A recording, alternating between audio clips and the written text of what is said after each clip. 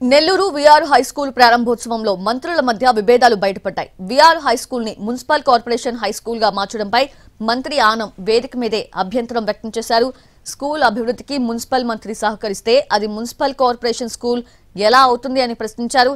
Municipal corporation పదాన్ని తీసివేయాలని మంత్రి ఆనం సూచించారు. నాడు వెంకటగిరి నిధులు ఇవ్వకపోయినా వారి పేరు మీదే కాలేజీని స్థాపించారన్నారు.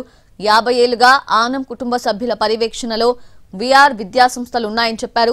విఆర్ హై స్కూల్ ని కార్పొరేట్ విద్యాసంస్థగా మారిస్తే భావి తరాలకి ఇబ్బందులు తలెత్తుతాయని మంత్రి ఆనం అన్నారు.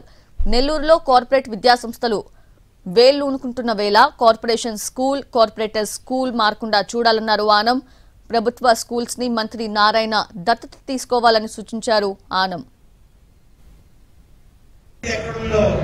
కార్పొరేషన్ కమిషన్ గారు ఏమైనా చెప్పగలిగితే నాకు అర్థమవుతుంది, కానీ ఆయన కూడా చెప్పే పరిస్థితిలో లేదు.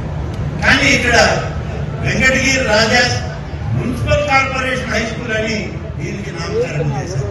మున్సిపల్ మంత్రి గారు ప్రయత్నం చేస్తే అది మున్సిపల్ కార్పొరేషన్ స్కూల్ ఎలా ఉందో నాకైతే అర్థం కాదు. కాబట్టి ఇటువంటి తప్పులు భవిష్యత్తులో జరగకూడదు. ఇది ఒక మంచి ఉద్దేశంతో మంచి ఆలోచనతో ఇటువంటి పొరపాట్లు చేస్తే దాన్ని ఎవరైనా మరొకరు కూడా దీన్ని ప్రస్తావన చేసేటువంటి అవకాశం. ఇదొక మరి కార్పొరేషన్ పోయి కార్పొరేట్ అనేటువంటి పదం యాడ్ అయిందంటే ఇంకొక కార్పొరేట్ స్కూల్ అవుతుందేమో నెల్లూరులో.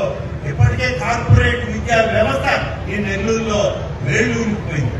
ఇదంతా ఎందుకు చెప్తున్నామంటే లోకేష్ గారు తెలుసుకోవాలి. ఇక్కడ మామూలు మున్సిపల్ హై స్కూల్స్ ఉన్నాయి, జడ్పీ హై స్కూల్స్ ఉన్నాయి. వాటి బాగోగులు చూడాల్సిన వాళ్ళు మీరే.